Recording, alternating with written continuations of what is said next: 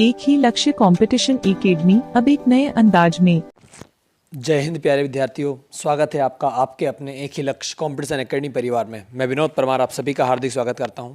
प्यारे विद्यार्थियों, 2023-24 और आगे होने वाले एग्ज़ाम्स को देखते हुए हम आपके लिए महत्वपूर्ण प्रश्नों की सीरीज लेकर आए हैं। आज हम बात करेंगे भारतीय संविधान के इंपॉर्टेंट प्रश्न जो आपके एग्ज़ाम में बिल्कुल बनते ही हैं और अभी बन भी रहे हैं, ठीक है ना। तो आने वाले प्रत्येक एग्ज़ाम में, चाहे अग्निवीर हो, चाहे एमपीपीएससी हो, चाहे एमपीएसआई हो, चाहे एमपी पुलिस हो, हर एग्ज़ाम में आपको ये प्रश्न सपोर्ट करेंगे, बिल्कुल आपके एग्ज़ाम में बनते हैं, ठीक है ना। तो आइए हम शुरू करते हैं। पहले प्रश्न की ओर बढ़ते हैं हम। सबसे पहला प्रश्न है हमारा, देखिएगा ये आप देख सकते हैं स्क्रीन पे आपके सामने पहला प्रश्न दिख रहा है, ठीक है ना। पहला प्रश्न है हमारा, भारतीय संविधान में नागरिकता का प्रावधान किस देश किस संविधान से लिया गया है। बहुत अच्छा प्रश्न है आपका। क्या पूछा गया है? नागरिकता। देखिएगा, नागरिकता बोले तो सिटीजनशिप। क्या बताएं? सिटीजनशिप। देखिएगा, सबसे पहले बात ये आती है कि अगर भारत का नागरिकता का अर्थ क्या है। देखिए, इसका प्रश्न का आंसर देख लिया हम लोग।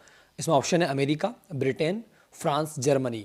तो आपको ध्यान रखना है, यहाँ पर जो आंसर आएगा इसका आएगा ब्रिटेन। क्या आएगा पता है? ब्रिटेन। तो ब्रिटेन जो है इंग्लैंड, ठीक है ना। ठीक, इंग्लैंड ने भारत पर लंबे समय से शासन किया।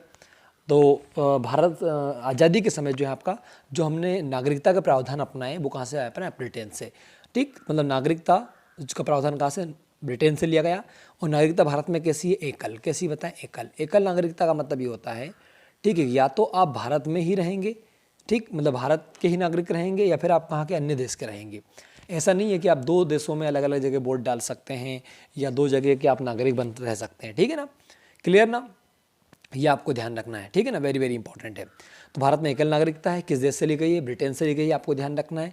संविधान के अनुच्छेद जो है 5 से 11 के बीच में इसके बारे में वर्णन किया गया है, आपको ध्यान रखना है, ठीक है ना। क्लियर? वेरी वेरी इंपॉर्टेंट है नागरिकता का, ठीक है ना।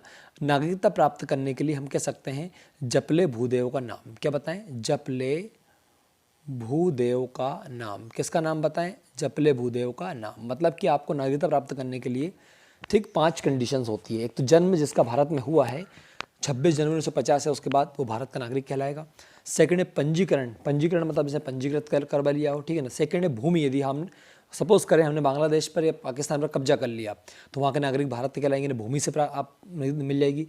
एक देशीकरण का प्रमाण पत्र आपको मिल सकता है, ठीक है ना। या वंश आपका, आपके वंशज को यहाँ कर देते हैं उसके आधार पर। तो आपके जन्म के आधार पर आप पंजीयन करवा करके, या आपने भूमि प्राप्त की उसके आधार पर, या आपने देशीकरण का प्रमाण पत्र लिया उसके आधार पर, या आपका वंश या आपके वंशज लोग यहाँ रहते तो उसके आधार पर आपको भारत में नागरिकता मिल सकती है, आपको ध्यान रखना है। क्लियर ना?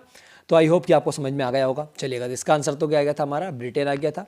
अमेरिका से क्या लिया? तो अमेरिका जो है ना आपका, ठीक, यहाँ से हमने लिया है न्यायिक व्यवस्था। क्या बताएं? भारत में न्यायिक जो व्यवस्था है हमारी, ठीक, सुप्रीम कोर्ट वगैरह हाई कोर्ट की बात करें हम, ठीक है ना, ये व्यवस्था में कहाँ से लिया गया आपका? अमेरिका से।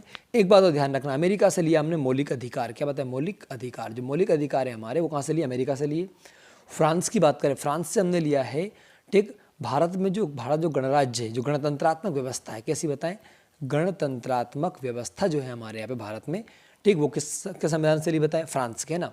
आप सब जानते हैं भारत एक गणराज्य है, यानी कि भारत में का जो राष्ट्रपति होता है, ठीक, वो अनुवांशिक नहीं होता, बल्कि उसे जनता जो है बल्कि उसे वोट डालकर चुना जाता है। भले जनता नहीं चुनती है, लेकिन जनता द्वारा चुने गए लोग चुनते हैं। जैसे हम लोगों ने विधायक को वोट डाला, सांसद को वोट डाला, तो विधायक और सांसद जो होता है वो हमारे राष्ट्रपति को चुनता है। तो गणतंत्रात्मक व्यवस्था कहाँ से ली हमने? फ्रांस से ली, आपको ध्यान रखना है। जर्मनी से क्या ली? तो जर्मनी से ली आपातकाल की व्यवस्था। कौन सी बताएं? आपातकाल। तो भारतीय संविधान में जो आपातकाल इमरजेंसी है, ठीक, व्यवस्था कहाँ से ली? जर्मनी से ली, आपको ध्यान रखना चाहिए। आगे बढ़ते हैं हम लोग, अगले प्रश्न की ओर आते हैं। संविधान सभा का गठन किस समिति की सिफारिश पर किया गया है? वेरी वेरी इंपॉर्टेंट भी है ना। देखिएगा, संविधान सभा का क्या बताएं?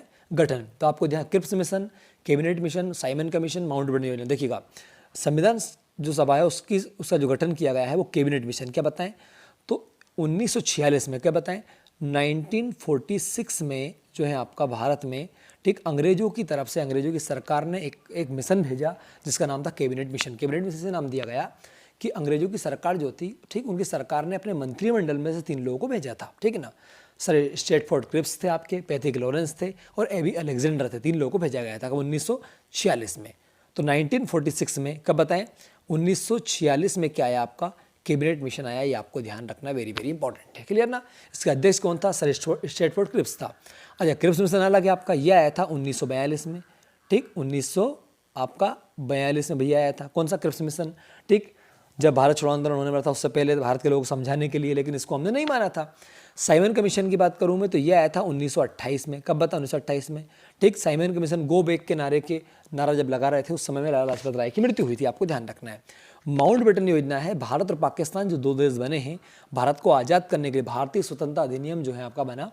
ठीक, उससे पहले लॉर्ड माउंटबेटन भारत का वायसराय बनकर आया था और उसी ने जो है भारत में एक प्रकार से क्या बताएं, ठीक है ना, उसके कहने पर या उसने जो योजना प्रस्तुत की उसी के आधार पर बाद में भारत आपका जो है अलग हुआ और पाकिस्तान भारत से पाकिस्तान आपका अलग हुआ और भारत आज़ाद हुआ। ठीक है ना, आपको ध्यान रखना है। ठीक, ये कब आई थी आपकी?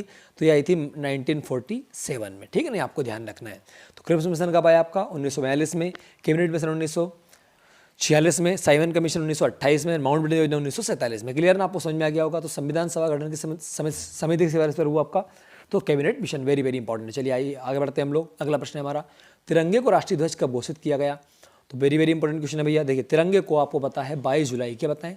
22 जुलाई 1947 को तिरंगे को राष्ट्रीय ध्वज घोषित किया गया। वेरी वेरी इंपॉर्टेंट है। क्लियर ना, हंसा मेहता ने संविधान सभा में तिरंगा को जो है आपका इसे पेश किया था। किसने पेश किया था बताएं? Hansa Mehta. Very very important है भैया। किसने? हंसा मेहता ने। ठीक है ना। और ठीक, ये क्या किया था? प्रस्तुत किया था। क्या किया था? प्रस्तुत संविधान सभा में किया था, हंसा मेहता ने किया था ना। एक बात और, जो हमारा तिरंगा है राष्ट्रीय ध्वज का डिज़ाइन तैयार किया था वेंकैया पिंगले ने। कौन ने? बोलो। वेंकैया पिंगले। तो वेंकैया पिंगले ने राष्ट्रीय ध्वज का डिज़ाइन तैयार किया था। वेरी वेरी इंपॉर्टेंट है। और ये जो है आपका कब इसको माना गया? 22 जुलाई 1947 को माना गया। क्लियर ना, आ गया होगा आपको समझ में भाई। 26 जनवरी 1950 को आप सब जानते हैं, ठीक है ना। इस दिन हमारा राष्ट्रगीत जो था आपका, राष्ट्रगीत है ना, वंदे मातरम जो था आपका, वंदे मातरम को राष्ट्रगीत कब माना पता है? 26 जनवरी 1950 के दिन। 24 जनवरी को जो जनगण मन है, क्या है? जनगण मन जो है हमारा, ठीक है ना, उसे राष्ट्रगान घोषित किया गया, राष्ट्रगान। और ये आपका वंदे मातरम में से राष्ट्रगीत घोषित 26 जनवरी किया गया। ठीक है ना। 26 नवंबर 1949 की बात करूं मैं तो इस दिन जो है आपका संविधान बनकर तैयार हुआ था। मतलब सब कुछ संविधान को अंगीकृत कब किया गया? तो भारतीय संविधान को जो अंगीकृत किया गया है, अंगीकृत है ना, वो कब किया गया? 26 नवंबर 1949 को। वेरी वेरी इंपॉर्टेंट है। क्लियर ना, ये आपको ध्यान रखना है। बड़े बना के चलिएगा, आगे बढ़ते हैं।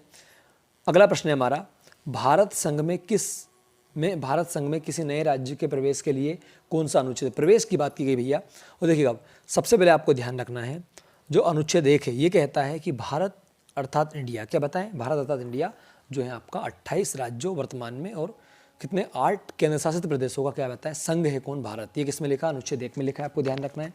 अनुच्छेद 2 की बात करें हम तो अनुच्छेद 2 जो है आपका वो ये कहता है, ठीक है ना, कि भारत की संसद विधि बनाकर, कानून बना करके, ठीक है ना, और किसी नए राज्य को भारत में एंट्री कर सकती है। किसने बताए? प्रवेश। तो नए राज्य को प्रवेश करने का किसमें दिया? आपका अनुच्छेद 2 में। तो ये आपका आंसर आ जाएगा अनुच्छेद 2। ठीक है ना, क्लियर ना।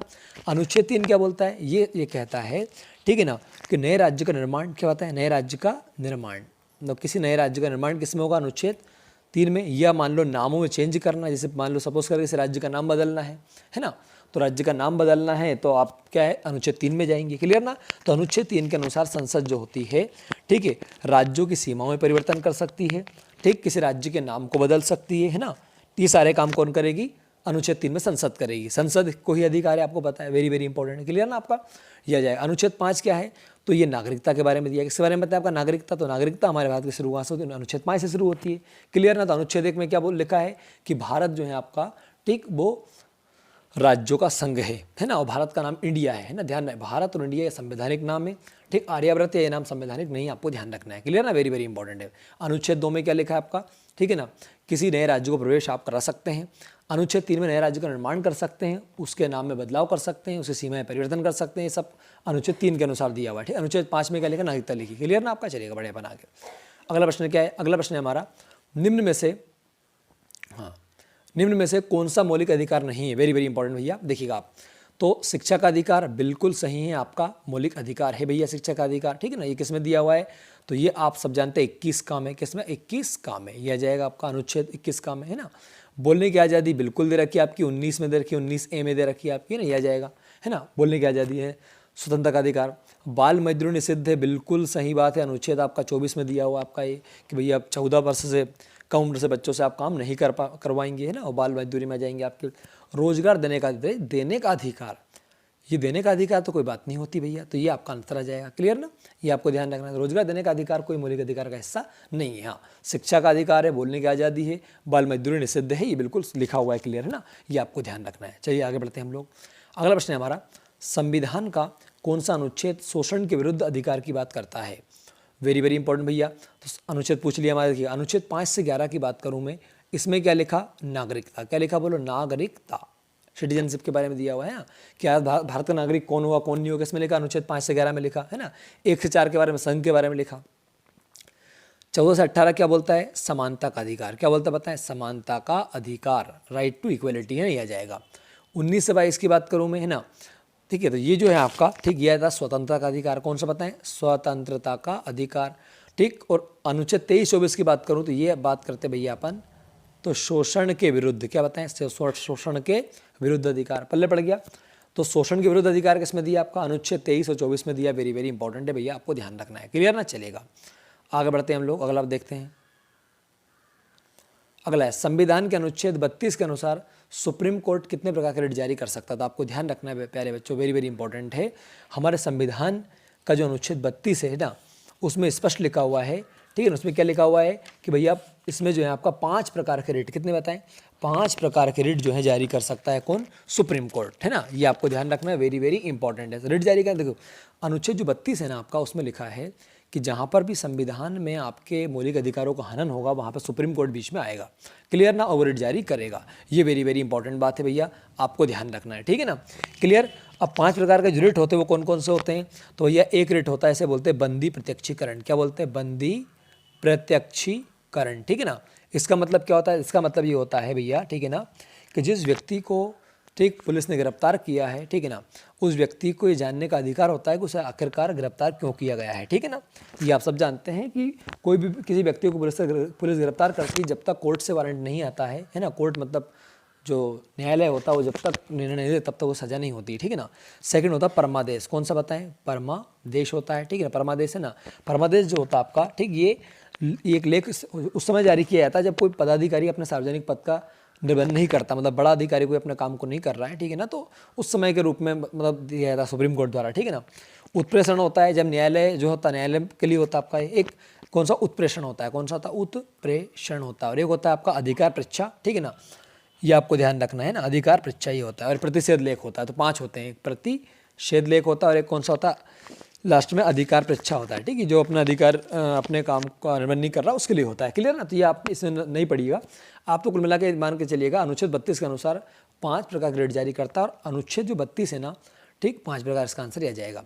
अनुच्छेद 32 को, ठीक है ना, संवैधानिक उपचारों का अधिकार कहा जाता है ना, ये आपको ध्यान रखना है। और इसे अंबेडकर जी ने संविधान की आत्मा कहा है। ध्यान रखिएगा आप लोग, अंबेडकर जी ने किस अनुच्छेद को आत्मा कहा है? तो आपको ध्यान रखना, किसको बताएं? ठीक, अनुच्छेद 32 को। वेरी वेरी इंपॉर्टेंट है। क्लियर ना, ये आप ध्यान रखें। आइए आगे बढ़ते हैं। अगला प्रश्न है हमारा, निम्न में से कौन सा मौलिक अधिकार जो है आपका, ठीक है ना, कौन सा मौलिक अधिकार समानता के अधिकार का हिस्सा नहीं है? वेरी वेरी इंपॉर्टेंट भैया। तो विधि के समक्ष समानता का अधिकार बिल्कुल सही है, आपको अधिकार है भैया। कानून के सामने सब समान है आपके, है ना। 14 में लिखा है, अनुच्छेद किस में लिखा है आपका? 14 में लिखा हुआ है। प्रेस की आज़ादी, है ना, ये लिखा भैया कौन सा आपका? अनुच्छेद 19 में। अब ये आता है स्वतंत्रता वाले अधिकार में, किस में आता है बताएं? तो ये नहीं आएगा आपका, तो आंसर क्या आएगा? प्रेस की आज़ादी, क्योंकि प्रेस की आज़ादी, बोलने की आज़ादी 1919 में लिखी हुई है। तो ये जो है आपका स्वतंत्रता का अधिकार है। कौन सा अधिकार है बताएं? स्वतंत्रता का अधिकार है, तो ये आपका लग जाएगा। तो समानता का अधिकार अनुच्छेद 14 से किस में दिया आपका? ठीक, 18 में दिया, आपको पता है किस में दिया आपका? 18 में। ये आपको ध्यान रखना है। लिंग, जाति, वंश के आधार पर भेदभाव नहीं हो सकता है, इसमें अनुच्छेद 15 में दिया। स्पष्टता का अंत किस में दिया? अनुच्छेद 17 में दिया। तो ये इस प्रकार की बातें आपको ध्यान रखना वेरी वेरी इंपॉर्टेंट है। क्लियर ना, चलेगा। आगे बढ़ते हैं हम लोग। अगला है, संविधान की प्रस्तावना में अखंडता, धर्मनिरपेक्षता और समानता ये शब्द किस वर्ष जोड़े गए? वेरी वेरी इंपॉर्टेंट है। तो भैया आपको ध्यान रखना है 1976 में। कब बताएं? 1976 में संविधान में 42वां, कौन सा बताएं? 42वां संशोधन करके, कौन सा? 42वां संशोधन करके, ठीक, पहली बार ऐसा हुआ था कि संविधान की प्रस्तावना में शब्द जोड़े गए थे। कौन कौन से? अखंडता, धर्मनिरपेक्षता और समानता, ये आपको ध्यान रखना है ना। तो 42वें संविधान संशोधन 1976 के अनुसार ये शब्द आपके जोड़े गए हैं ना। 42वें संविधान संशोधन जो था आपका, इसे लघु संविधान भी कहा जाता है। क्या बोलते हैं? ठीक, संविधान में सबसे बड़ा बदलाव किया गया ऐसा माना जाता है इंदिरा गांधी के समय। अच्छा, ये जब हुआ था ना, तो इस समय भारत में आपातकाल चल रहा था। क्या चल रहा था? आपातकाल। तो भारत में आंतरिक आपातकाल के समय इंदिरा गांधी जी के समय में जो है आपका संविधान के प्रस्तावना में बदलाव किया गया था। वेरी वेरी इंपॉर्टेंट है। क्लियर ना? चलिएगा, अगला प्रश्न है हमारा। अगला ऑप्शन है इसमें 1978 में भैया 44वां संविधान संशोधन हुआ। कौन सा होता है? 44वां संविधान संशोधन कब? 1978 में हुआ। वेरी वेरी इंपॉर्टेंट भैया। 42वां कब हुआ था? 44वां की हम बात करें, ठीक है ना, तो ये भी अपने आप में एक इंपॉर्टेंट है, क्योंकि आपका 42वें में क्या हुआ था, लोकसभा का कार्यकाल 6 वर्ष कर दिया गया था। तो लोकसभा के कार्यकाल को 6 वर्ष से घटाकर 5 साल का किया गया। ठीक, 44वें संविधान संशोधन के अंदर ये आपको ध्यान रखना है। 1989 की बात करूँ मैं, तो इस समय में जो था ना आपका, ठीक, इस समय में ठीक वोट डालने की जो उम्र थी, ठीक है ना, मतलब इसमें 61वां, कौन सा पता है, 61वां संशोधन किया गया। ऐसे वोट डालने की उम्र जो थी वो आपकी 21 वर्ष से घटाकर 18 वर्ष कर दी गई थी। आपको ध्यान रखना है, वेरी वेरी इंपॉर्टेंट है। 1992 की बात करूं मैं, तो संविधान में 73वां, कौन सा बताएं, 73वां संशोधन हुआ, जो ग्राम पंचायतों को लेकर था। आपको ध्यान रखना है, ठीक है ना, वेरी वेरी इंपॉर्टेंट है। तो मतलब गाँव की पंचायतों को संवैधानिक अधिकार मिले 73वें संविधान संशोधन के तहत, जबकि 74वें संविधान संशोधन के तहत जो है 1993 में जो है आपका, ये 93 में लागू हुआ था, आपको ध्यान, 92 में बना था आपका ना, नगर पंचायत को आपका अधिकार मिला था। आपको ध्यान रखना है, वेरी वेरी इंपॉर्टेंट। क्लियर ना? तो 76 में कौन सा हुआ? 42वां हुआ। और आपका 78 में कौन सा? 44वां संशोधन हुआ आपका। और 89 में 61वां हुआ। वोट डालने की उम्र 21 वर्ष से घटाकर 18 वर्ष की गई। और 92 में क्या आपका पता है, 73वां हुआ। ये आपको ध्यान रखना। चलिए आगे बढ़ते हैं।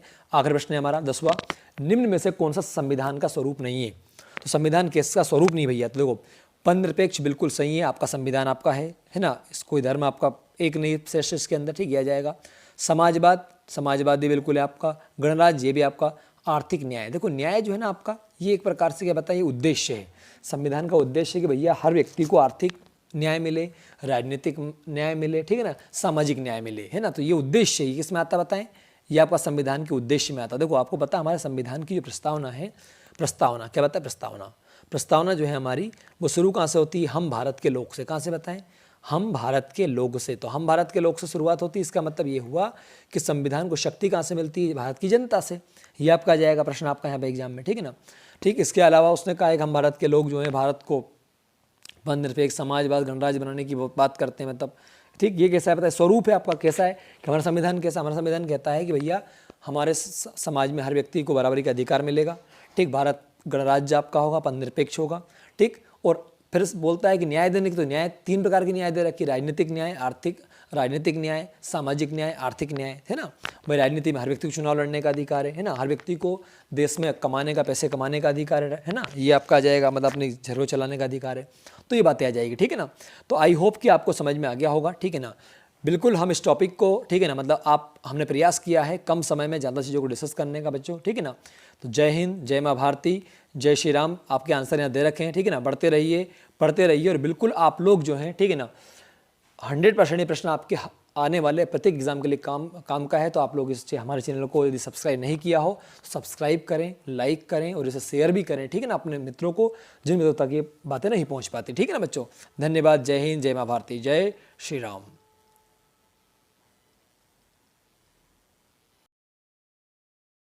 एक ही लक्ष्य के चैनल को सब्सक्राइब करें। धन्यवाद।